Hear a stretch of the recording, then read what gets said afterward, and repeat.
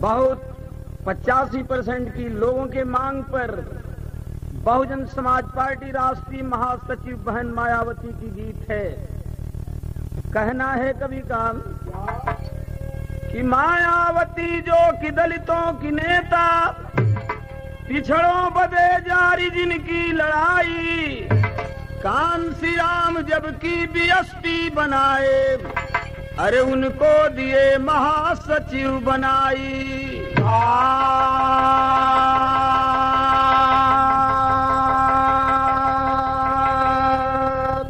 नवासी में एमपी बन संसद में थी तो संसद की शेरनी उपाधि है पाई, सेवा समाज का है जिनकी प्रतिज्ञा, अरे बहन है 85 की हम उनके भाई।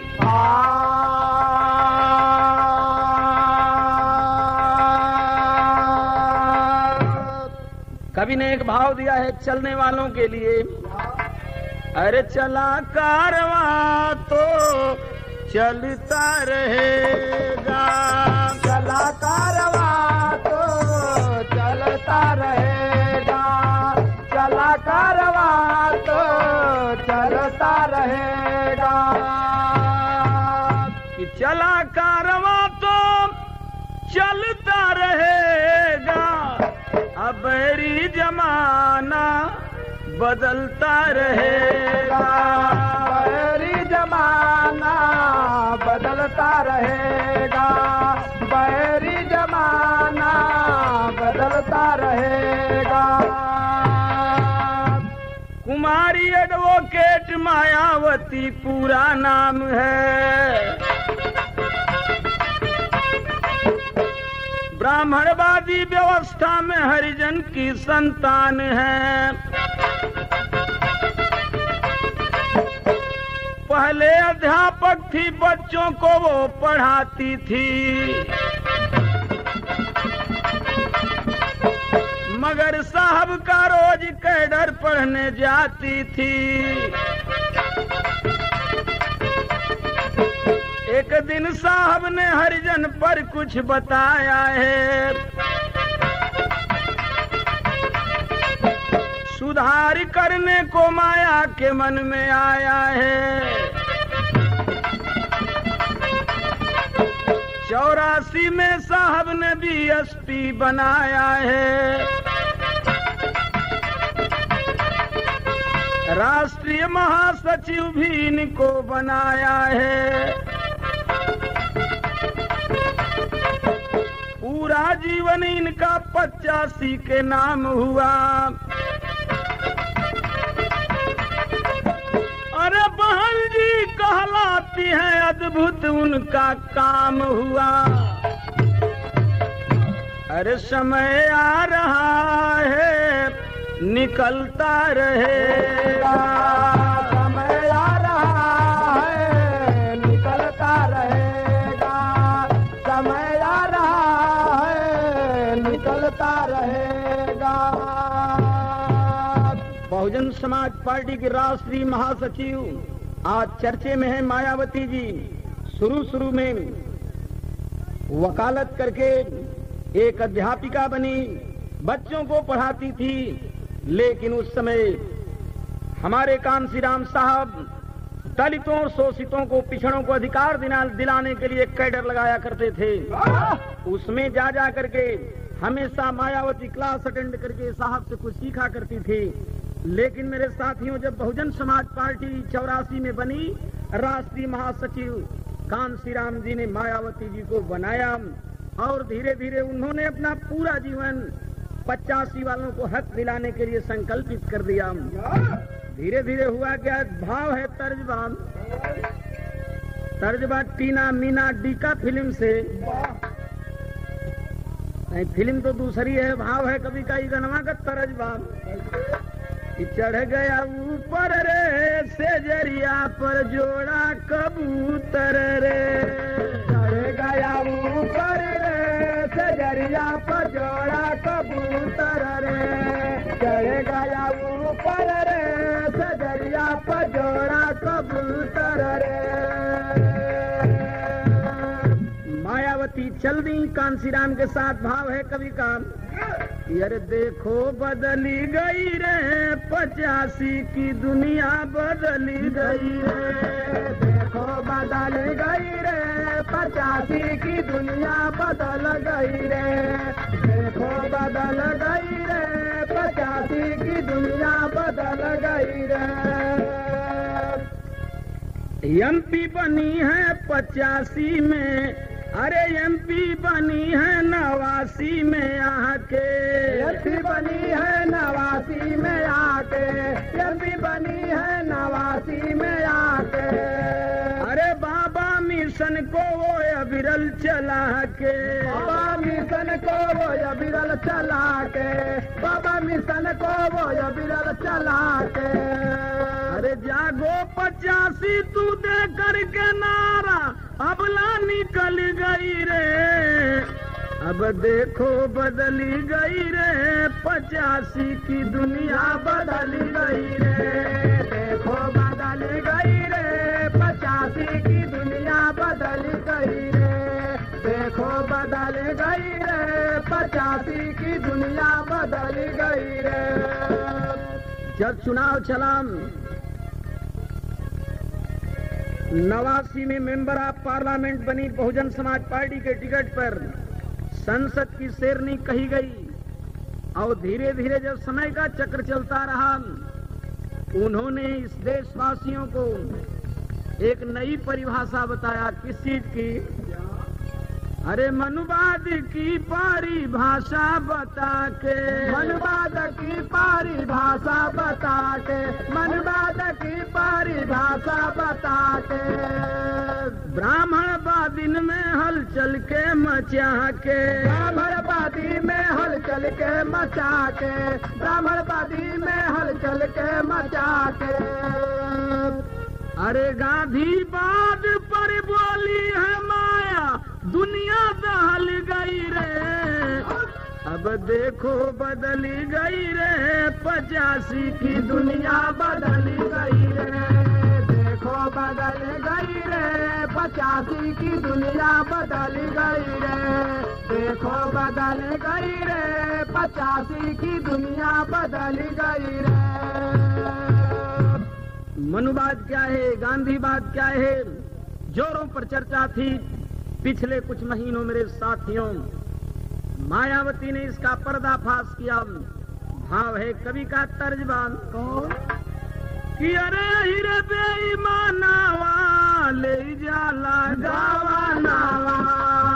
हिरे बेईमानावा ले जाला गावानावा। हिरे बेईमानावा ले जाला गावानावा। खोली के बताई कि क्या गांधी का विचार बा। कितना गांधी उनका खातिर कितना हमार बा। कितना गांधी बादा खातिर कितना हमार बा। कितना गांधी उनका खातिर कितना हमार बा। गांधी कितना ब्राह्मणवादियों के लिए है, कितना हमारे लिए है। मायावती ने विश्लेषण करके बताया था क्या? हरिजन शब्द गांधी हमको बताए। बाबा साहब ने जब दलितों को समझाए।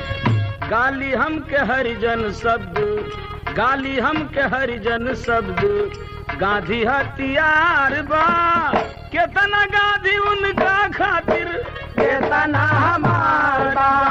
कितना गांधी उनका खातिर कितना हमार बा।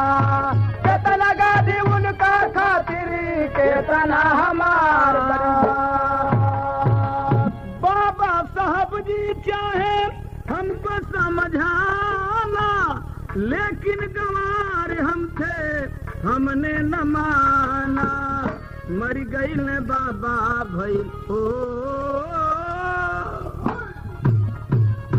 मर गई न बाबा भइल हमन के अनार बा, केतना गाधी उनका खातिर केतना हमारा, केतना गाधी उनका खातिर केतना हमार बा, केतना गाधी उनका खातिर केतना हमार बा। बाबा साहब जी चाहे बाबा हो बाबा बाबा, बाबा साहब जी चाहे हमको समझाना, लेकिन गवार हम थे हमने न माना, मर गई न बाबा भइल हमके अनार बा, केतना गाधी उनका खातिर केतना हमारा, केतना गाधी उनका खातिर केतना हमार बा, केतना गाधी उनका खातिर केतना हमार बा। गांधी जी ने मायावती ने बताया कि हमें हरिजन शब्द बताया था चमारों के लिए। हरिजन का मतलब बाबा साहब बताते बताते थक गए, लेकिन हम नहीं समझ पाए। मेरे साथियों, अगली बात उन्होंने बताया तर्ज है, यही टीना मीना डिक्का फिल्म वाली, सैया के संग में मड़ैया में अब बड़ा मजा आवे रजैया में, बड़ा मजा आवे मड़ैया में, बड़ा मजा आवे रजैया में। अरे साहब की अगुवैया में अरे 15-85 लड़ैया में, 15-85 लड़ैया में, 15-85 लड़ैया में। अरे ब्राह्मण यो बनिया गए घुसियाई, ब्राह्मण यो बनिया गए घुसियाई, ब्राह्मण यो बनिया गए घुसियाई। अरे मायावती की सुने बात भाई, मायावती की सुने बात भाई, मायावती की सुने बात भाई। अरे परिभाषा सुनले समैया में 15-85 लड़ैया में, 15-85 लड़ैया में, 15-85 लड़ैया में। गांधी अम्बेडकर में अंतर क्या भाई, गांधी अम्बेडकर में अंतर क्या भाई, गांधी अम्बेडकर में अंतर क्या भाई। अरे केवन बहन ने दिया समझाई, क्रांति उठी कवितैया में, अरे 15-85 लड़ैया में, 15-85 लड़ैया में, 15-85 लड़ैया में। साथियों, गांधी जी को राष्ट्रपिता शब्द से संबोधित किया गया, मगर मायावती जी ने क्या बताया तर्जबान। अरे दिल लूटन वाले जादूगर अब मैं न तुम्हें पहचाना है, दिल लूटन वाले जादूगर अब मैं न तुम्हें पहचाना है, दिल लूटन वाले जादूगर अब मैं न तुझे पहचाना है। लेकिन मायावती ने कहा क्या, अरे गांधी ना राष्ट्रपिता मेरा, वह मेरे हक को मारा है, गांधी ना राष्ट्रपिता मेरा, वह मेरे हक को मारा है, गांधी ना राष्ट्रपिता मेरा, वह मेरे हक को मारा है।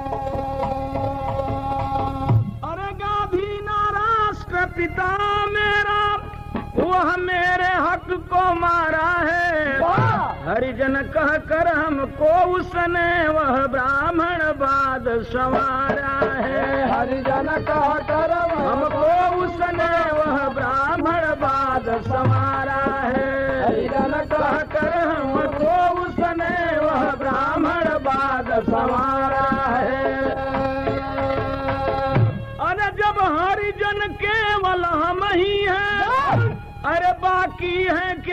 बदलाओ तू बस मची खलबली। अरे राजनीति में गांधी बना बेचारा है, बसमती खलबली राजनीति में गांधी बना बेचारा है, बसमती खलबली राजनीति में गांधी बना बेचारा है। अरे गांधी ना पसंद है हमको, अम्बेडकर बाद को लाएंगे, बहुजन समाज संग कांसी राम माया का गूंजा नारा है, बहुजन समाज संग कांसी राम माया का गूंजा नारा है, बहुजन समाज संग कांसी राम माया का गूंजा नारा है।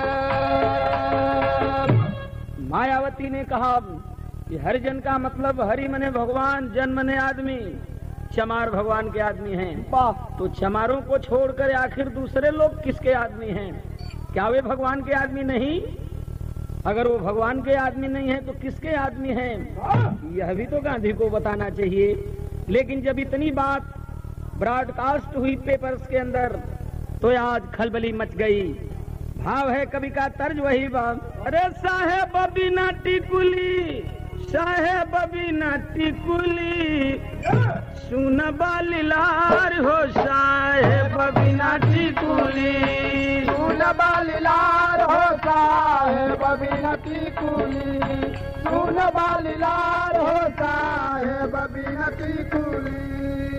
कहीं कहीं यही धुन के लोग आवेलन, पहाड़ा पहाड़ा में, पहाड़ा पहाड़ी में बीतल रे दिनवा, पहाड़ा पहाड़ा में बीतल रे दिनवा, पहाड़ा पहाड़ा में बीतल रे दिनवा, पहाड़ा पहाड़ा में। जब मायावती ने हरिजन शब्द का विश्लेषण किया, हंगामा मच गया। हुआ क्या?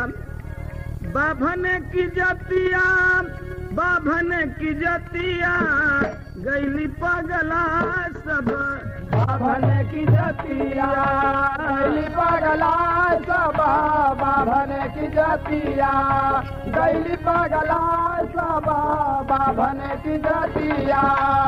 जनल की माया है मामूली अवरतिया गैली पगला सब, बाभन की जातिया गैली पगला सब, बाभन की जातिया गैली पगला सब, बाभन की जातिया। इनके खिलाफ सब आवाज उठाए, इनके खिलाफ सब आवाज उठाए, इनके खिलाफ सब आवाज उठाए।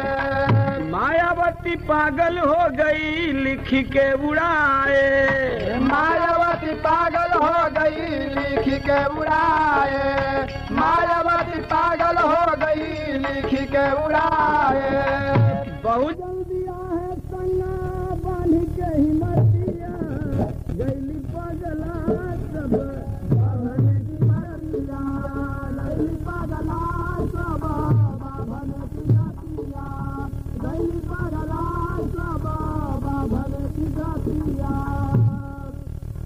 चाहे सब उनका पे टाडा लगाना, चाहे सब उनका पर टाडा लगाना, चाहे सब उनका पे टाडा लगाना।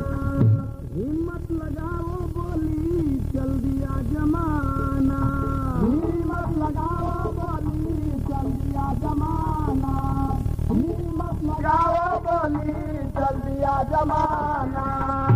अब न गंवार हमारी बहुजन जमतिया गैली पगला सब, बाभन की जातिया गैली पगला सब, बाभन की जातिया गैली पगला सब, बाभन की जातिया।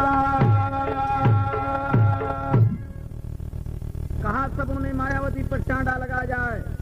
उन्होंने कहा हिम्मत है तो लगा करके तो दिखाओ, लेकिन बहुजन दिया है साथ, अब बोर हुआ ब्राह्मण बाद, अब आगे का थोड़ा सा सुनी ला कहानिया। रस्त मुलायम रहले अब साहब पास आई गईले, गठबंधन बनाई ली गईली जमीनिया। 12 माह बाद राष्ट्रपति शासन खत्म भइल बा चुनाव उतरल बीजेपी का पनिया। मुलायम के मुख्यमंत्री अरे साहेब जी बनाई दियल।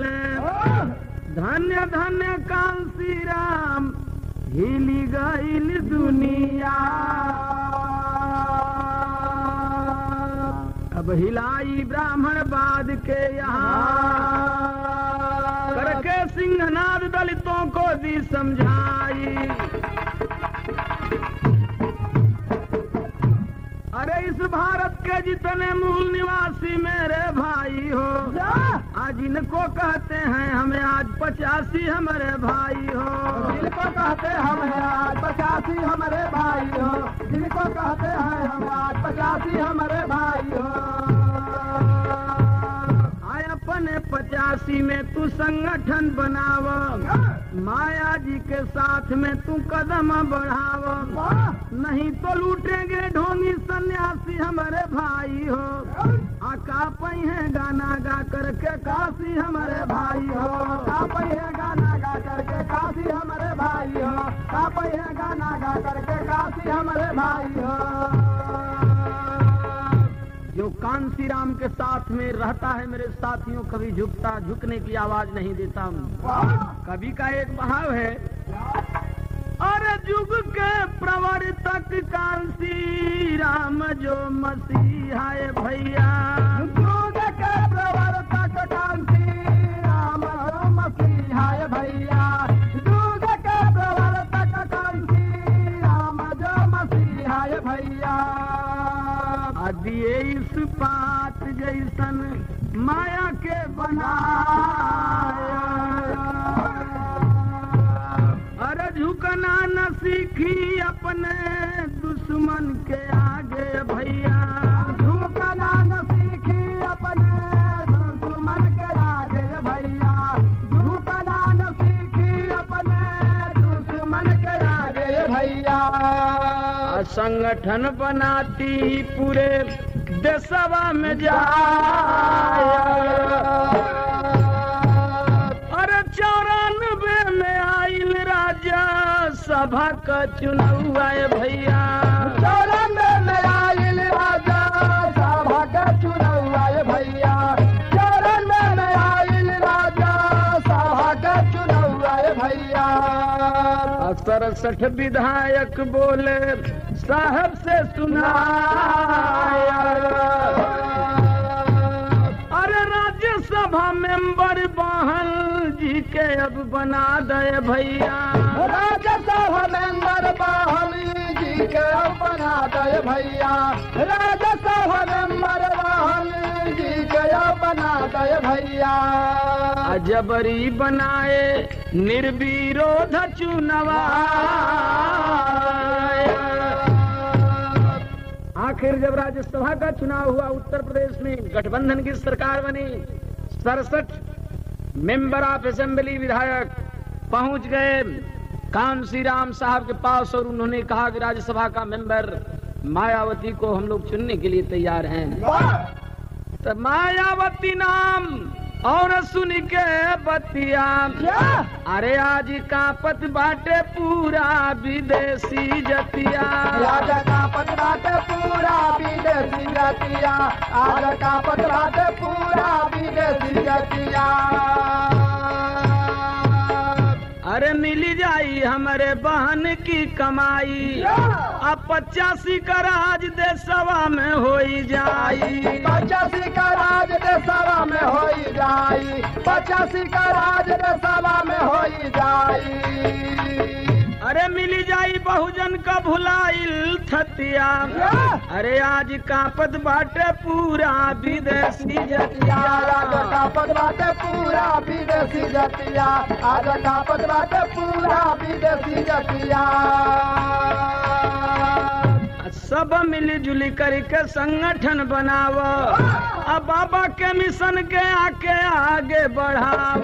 बाबा के मिशन के आगे बढ़ाव, बाबा के मिशन के आगे बढ़ाव।